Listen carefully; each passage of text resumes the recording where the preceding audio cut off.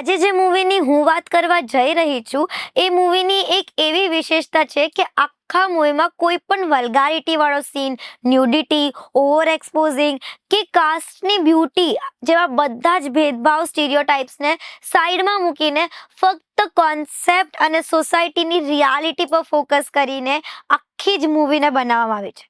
હા, સાચું સાંભળ્યું. હું વાત કરવા જઈ રહી છું ગુજરાતી ફિલ્મ રણભૂમિની. ફિલ્મ વિશે વાત કરું તો ડિરેક્ટર નિલેશ ચોવટિયાની મહેનત મોટા પડદા પર ખૂબ જ સરસ રીતે નીકળી આવી છે.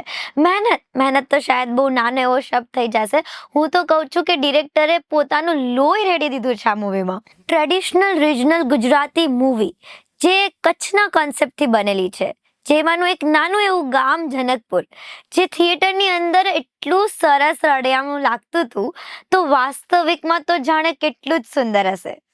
પાત્રની વાત કરું તો રાજકોટના ક્રાઇમ બ્રાન્ચમાં ફરજ ભજવતા શીતલ પટેલ, જેમની આ પહેલી મૂવી છે, પણ ખરેખર વખાણલાયક છે. એક તરફ પોતાના દેશ પ્રત્યેનો ફરજ અને બીજા તરફ પોતાનું ફિલ્મ લાઇનનું સપનું, આ બંનેને પેરેલલી કઈ રીતે મેનેજ કરતા હશે એ તો શાયદ એમને જ ખબર હશે. મેઇન લીડ એક્ટર એટલે કે હર્ષલ માકડ, જેને આપણે સસ્પેન્સના કિંગ પણ કહી શકીએ, કારણ કે છેટ લગી એમને જે સસ્પેન્સ જાળવી રાખ્યું છે, અદ્ભુત. સાથે વાત કરું તો મેહુલ બુચ અને વિપુલ વિઠલાણી, આ બંને કલાકારે પાત્રને એ રીતે નિભાવ્યું છે જાણે પાત્રને ઘોડીને પી ગયા હોય. બીજા બધા કાસ્ટિંગનું કામ પણ એટલું જ વખાણલાયક છે. એક કલાકારને એ રીતે રોલ ભજવવા આપ્યો છે જાણે એ પાત્ર એમના માટે જ બનાવેલું છે. ફિલ્મનો એક પણ સીન તમને લાંબો, ખેંચાઈ ગયેલો કે બોરિંગ નહીં લાગે. હા, થોડી સ્લો લાગશે, પણ એ તમારી મજા ખરાબ નહીં થવા દે. ટેકનિકલ આસ્પેક્ટની વાત કરું તો ગુજરાતી ફિલ્મ ઘણીવાર માર ખાઈ જતી હોય છે, પણ આ ગુજરાતી ફિલ્મ જે લો બજેટમાં અને એ પણ રાજકોટના ફિલ્મ મેકર્સે બનાવેલી છે, ખરેખર વારે વાર જોવા જેવી છે. Cinematography, VFX, DI, music, BGM, આ બધામાં જ એક એવું ટ્રેડિશનલ ફીલ આપવું, એક એવું ટ્રેડિશનલ ટચ આપવું જે દેશી પણ નહીં અને મોડર્ન પણ નહીં, પણ કલ્ચરની અનુભૂતિ કરાવે. એવું ડિરેક્શન અઘરું તો છે, પણ ખૂબ જ સરસ રહ્યું છે. મધ્યાંતર એટલે કે ઇન્ટરવલ વાળો સીન, જે ખૂબ જ ઉત્સુકતા અને આતુરતાથી ભરેલો છે. મારા હિસાબે જોવા જાય ને તો આ ફિલ્મ શું કામ ન જોવી જોઈએ એનું તો કોઈ કારણ નથી મારી પાસે, પણ હા, શું કામ જોવી જોઈએ એનું એક નહીં પણ હજારો કારણ છે. એમાંનું જે કારણ કહું તો જે પ્રમાણે આપણા દેશની દીકરીઓનું અત્યારે અન્યાય અને શોષણ થાય છે, એનો સામનો કઈ રીતે કરવો ને એ આ ફિલ્મ શીખવે છે.